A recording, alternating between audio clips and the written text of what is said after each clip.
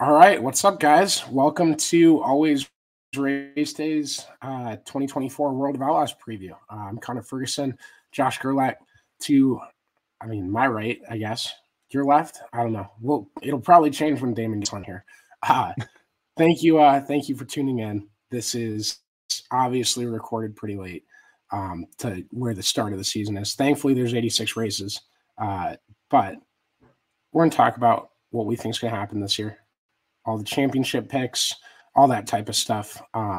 Damon will be joining us soon. And before we actually really start, here's Damon. Damon's on his phone. I don't know if he's seen this layout yet. Damon has Looks like he's got a nice beard with the logo. Yeah, Damon's bowling team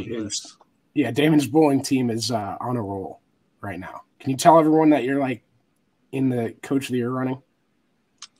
No, I'm not in the Coach of the Year running, but I am. I don't know. We've been red hot since the start of the semester. We haven't scored less than 70 points the whole semester, so I don't know what the deal is. It's cool to see, and I get like subconsciously nervous every weekend you guys have tournaments because the only update I'm waiting for is Damon's Facebook post at the end of the weekend, and I'm like, well. If they get a fender bender, if the tire goes flat, then I'm going to have to wait an extra hour, and no one's going to let me know that happened. So it's like a 5-star culture down there.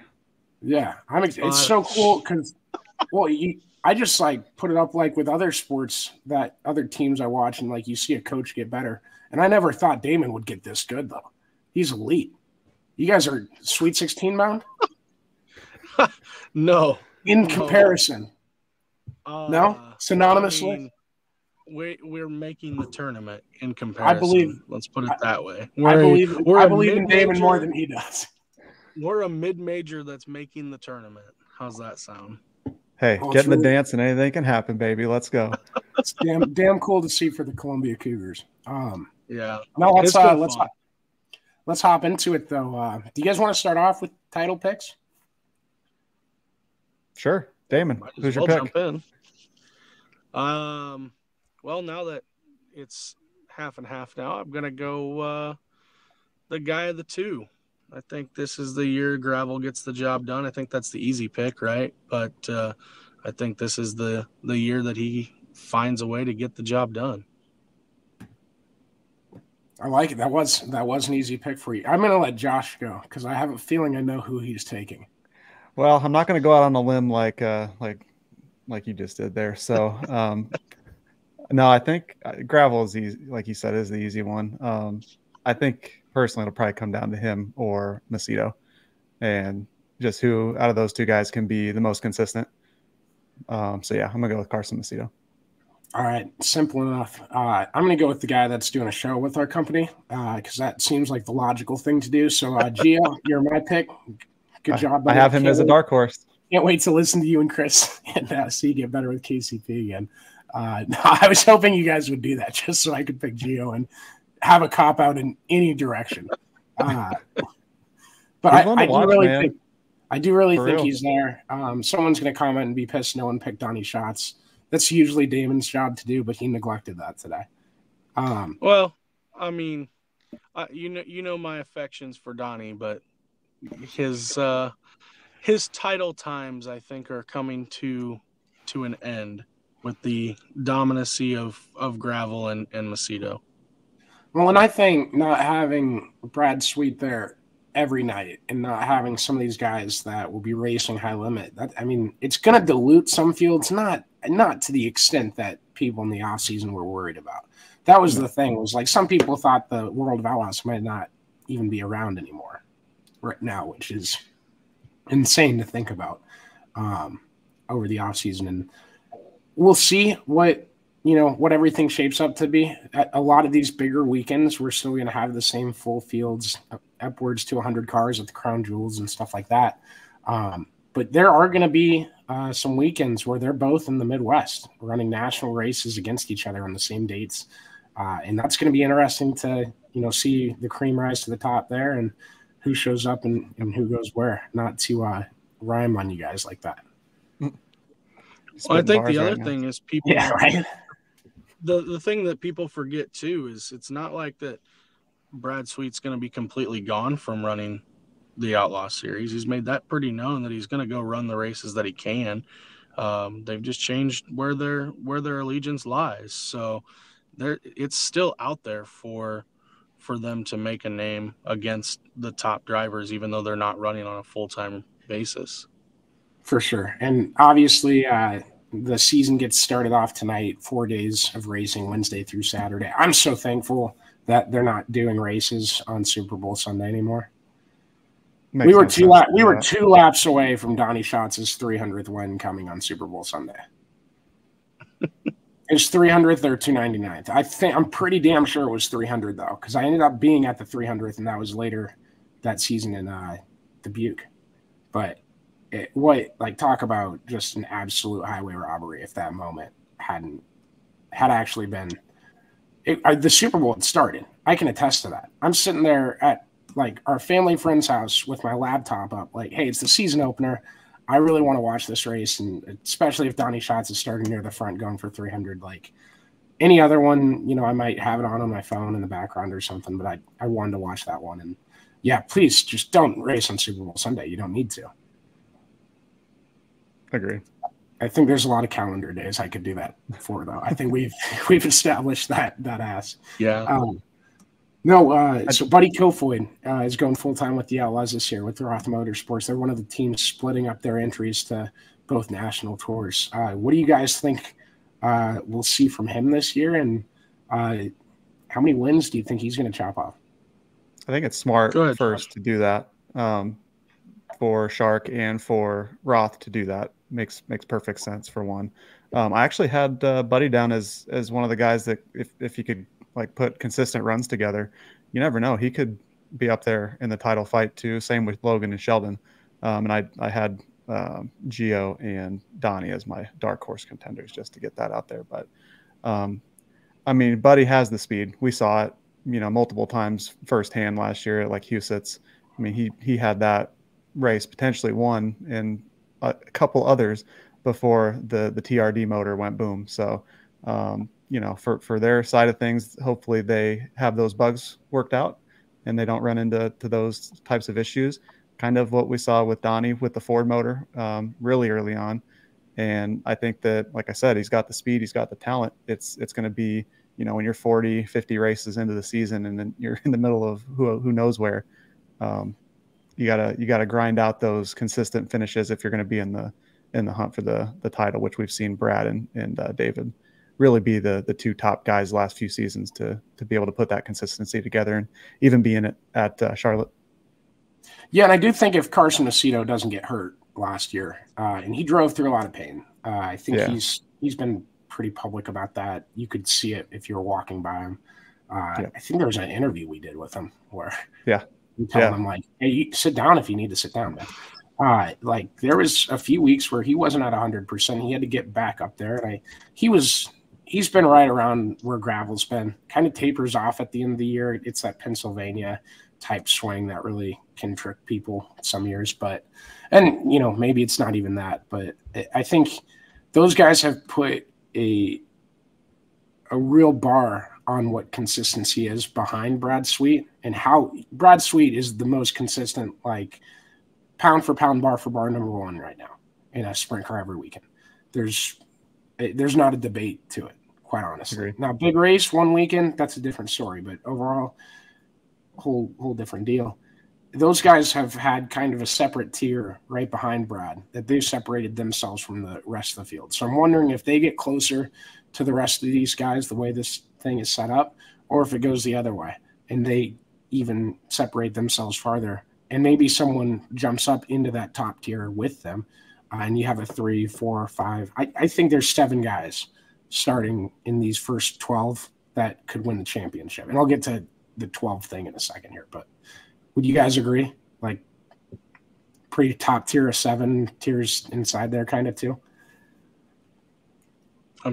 Yeah, I would say so. I think just even the consistency factor, right? When even those shows that don't have, but maybe you're only having 30 total cars at the facility or whatever it may be, right? Like the lower end, if you're taking care of your stuff and finishing up front in those type of shows, I think it's those ones that kind of trip up more than it is the big shows, right? Like everybody prepares for the big shows throughout the year. Everybody prepares for like the 2-day weekends at one place. It's those one-off shows. It's those fields that aren't as competitive or as big because you feel like you can maybe get by, taking a little bit off, and then those ones trip you a little bit. So consistency, I think, is the biggest thing. I think there's a few guys out there that either A, want to have better consistency, or B, have to have better consistency. And I think it also too, it was kind of public that JJR, they had some turnover in their, like, all of their crew essentially, except for Phil Dietz. And if you think about, like you said, if you're in some race that only has 26 cars and you have an issue on track, how long does it take for even those crew guys to kind of gel and mesh? And if you've got to fix a front axle, and you have to do that, or else you're going to finish 20th. But if you can get back out there and your bad finishes are inside the top 10 instead of 12th or 13th on average, like, that is how you win a championship. Well, that's how Brad's done it the last few years in particular. I mean, think of the times we've seen Brad in the work area for some whatever reason, mechanical, crash, whatever, and then at the end of the night, it's 11th, it's 10th, it's 8th, it's whatever it may be. He's still in contention for good points days.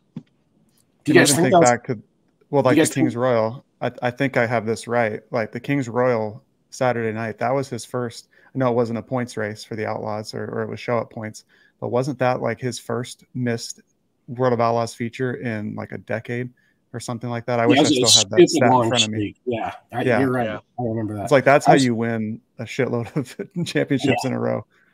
Do you guys think they'll still turn off the 2-minute clock for Carson and David, like they did Brad? I'm just kidding. All jokes. If you're out there, you just triggered a whole bunch of people. It's not a shot at World Racing Group. I just want to make you guys laugh. I promise. Oh man. God, I love those conspiracy.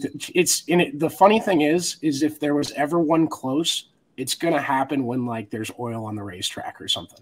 If there was ever one that took 10 minutes to fix and they got it fixed, it would take exactly 10 minutes to clean it up, purely coincidentally. So that doesn't help the case. Hopefully my voice gets back to normal by the next time we record. So sorry about that. But Craig Kinzer announced on Tuesday that he's officially going full-time with Premier Motorsports, that light blue number 70 car. So really amped to see that. Love seeing Craig on the tour, carry on that name and everything like that. I reached out to his public relations. Haven't gotten any confirmation that Noah Gass is going to run the full series. I was told he was not in Volusia by Corey Kanisha. And I think it's Kanisha. It might be Nisha in a tweet. But yeah, I just asked if they still plan on running the full tour. Everything that I had seen and read had pointed to that. But we don't know yet. So kind of still on their site listed as an outlaw still driver. On their site. Yeah. Yep. I checked. I was just checking that earlier too, just to see. And so it stays at 12. For what it's worth, Craig Kinzer isn't on there. But that all happened in the last 24 hours. So we'll see. We'll see if, that changes. Maybe they didn't get to Volusia till today. Who knows? Actually, could probably check his Twitter and see if they've tweeted. What are you guys most excited to see out of this group, and what's going on this year? What do you think, Damon? Josh, go ahead. You go first. I picked first. You go first. Well, for today, I'm just happy to see some freaking sprint cars back on track. Yeah, that actually count. So that's cool. Yeah. And I put these guys on the spot wanting to do this when we did it. I've had too hectic of a January and February. So we're there. We're in the season now, and we can't complain about time anymore. So that's how it works. I think it's cool. Like you're going to just with the way things have happened over the last year or so, and then especially this last off season, we have the chance to see a new generation of outlaws start making their names. Like, of course, a lot of the guys at the top of the list, you talk about like Buddy and Macedo, Gravel, Donnie, Gio, all those guys, Logan, Sheldon, they're known commodities. But now you can go and chase a title. Like the defending champion is not going to win it this year. So you're going to have a new champion that you haven't had in quite a while. And, you know, seeing rivalries, we've already had the Gravel Macedo stuff in the past, especially last year. And, you know, when you're maybe battling for the championship with those two, what might happen on track? You know, there's plenty of things, and you know, there's been some changes, a lot of changes at World Racing Group too. So you could see how new guys, not even racing, but just kind of how the Dirt Vision broadcast and stuff flow with some new people there too. Could be entering kind of a new era with the Outlaws, and I think it's exciting to see what that holds. Yeah, I completely agree with you. Okay. Damon's just copying me at this point. Go ahead. I am. I'm going in. No, I do. I think that's the big thing to look for, though, is who rises to the occasion, right?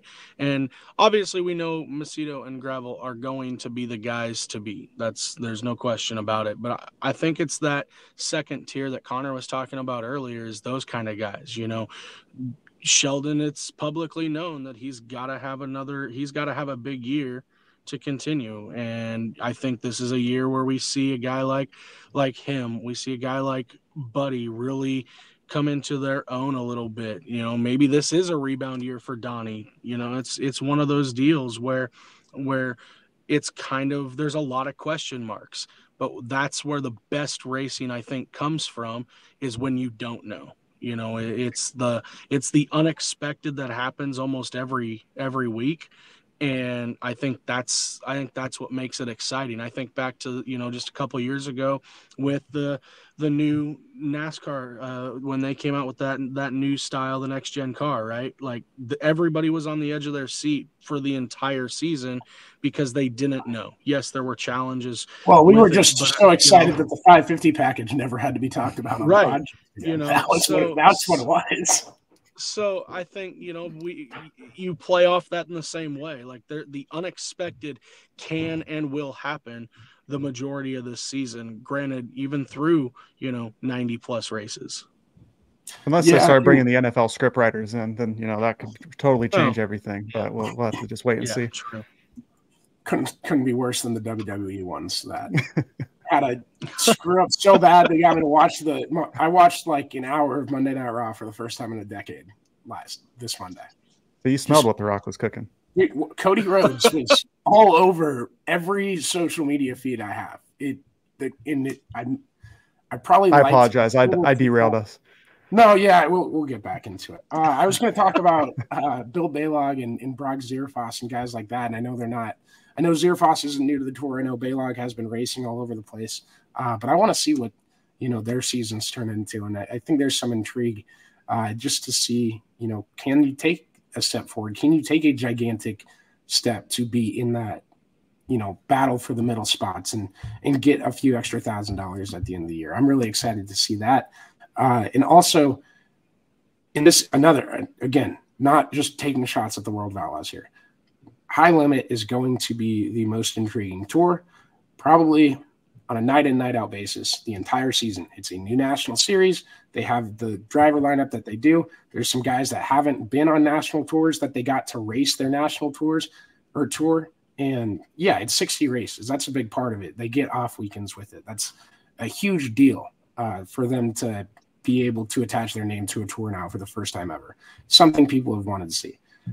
But I want to see what the World of Outlaws does to try and set itself apart and try and bring intrigue from the fans in response to that. And that doesn't have to be moves like we're going to one-up them by allowing fans in the pits for 45 minutes instead of 30. Suck it, High Limit. No, I want to see what they do to not just differentiate themselves from High Limit, but what they do to improve their product, both on the racetrack and off, that, you know, maybe High Limit hasn't thought of. Maybe we haven't seen it before in sprint car racing entirely, and stuff like that. I'm excited to see, you know, that little, hopefully it doesn't turn into a one-up battle is what I'm trying to also say. But I want to see what they put out there and what the product looks like. I didn't get to watch last night on Dirt Vision, but they usually have a different scoreboard tonight. That's what I look for on night one, is like the banner and stuff is updated and changed. And usually people hate part of it and they're pretty quick to change it. That's one of my favorite traditions. The first night is like, hey, everything looks really good, but can we not have the first 3 letters of their name in like this bright generic white font on this regular blue background? Can we maybe just type out their names? But yeah, I don't know. There's a lot of stuff to look for. Did you guys see too tonight, like with everything kicking off, like Gravel won 3 of the 5 races there. So last year. So, get through this week and see how it shakes out. That could end up being kind of foreshadowing for the rest of the year. It could not be, but it could also, somebody comes out and makes a name. Hell, what if a high limit guy wins, the majority of the races too? That's what I want to see too. You're going to have that on social media. I want to see, was Liv, did they ever do it that, I know if they won a major, they were going to have all the Liv guys go out and take a photo on the 18th green or something. I do want to see that. That would be just funny. Selfish. I mean, and I'm the stickler of, trash talk and chirping. And they've got John Rahm now. So I bet he's probably going to have his chances this year. We'll see. Man, I can't wait. All right. That's all I got for World of Outlaws. Do you guys have anything else? I don't. I'm good. All right. I need Super Bowl picks. Well, that's kind of obvious. You guys are both picking against Brock Purdy. As much as it kills me to pick against Brock Purdy, I have to stay with my team. All right. Shane Golovic, I'm picking for him. I hope that it is a really, really high scoring game. And Brock balls out. Yeah. I want to see Brock ball out so people can't shit talk him anymore with all the trash that he's been. Oh, they still can. It's very they easy. Still will. No, they will still do it. They will. He's 21-5 as a starter. Never exited the playoffs before the NFC Championship game. Last pick in the draft, and he's just awful. So man, he's gonna throw for 485 and 5 scores and still be the worst player in the league. Yeah. Right. Someone's it's a weird thing, Damon. You're probably feeling the same thing. Like I'll be bummed if the Chiefs lose, but I can't be too upset because Brock's going to be Super Bowl champion. So that'd be cool too. But yeah, let's go Chiefs. You guys have had the success. That's what this is the dynasty. And the Niners haven't. What do you mean? Not really. Not with Brock. Well, not with Brock. Still, no. But Christ, we're not talking about the terrible Vikings or anything like that. I know. It's not the Vikings playing. I was worried that Monday Night Football game. That's the equivalent to an NFC Championship game if you're a Vikings fan. It's just Monday Night Football Week 6. Those lean Montana. Basically, was watching. Basically, was what that. You can't go back to like the 80s. No, shit. You were like 20 years minus 20 years old when that was all going on. Pretty much, yeah. No. Historically, like if you have 20, like the Yankees, I don't care that they had 27, or the Cowboys have 6 championships or whatever it is. Yeah, it's a weak argument. I admit that. Fuck, shit. Oh my goodness. I would hate to be a Cowboys fan. Let me tell you what. But no, I was like wondering going into that Monday night game, is this going to be hard to cheer against Brock Purdy? And I knew like the day after I'm going to talk on a podcast with Brock Purdy's college center. And we're buddies. Colin Newell's his name. If you follow Cyclone Fanatic, you know who he is.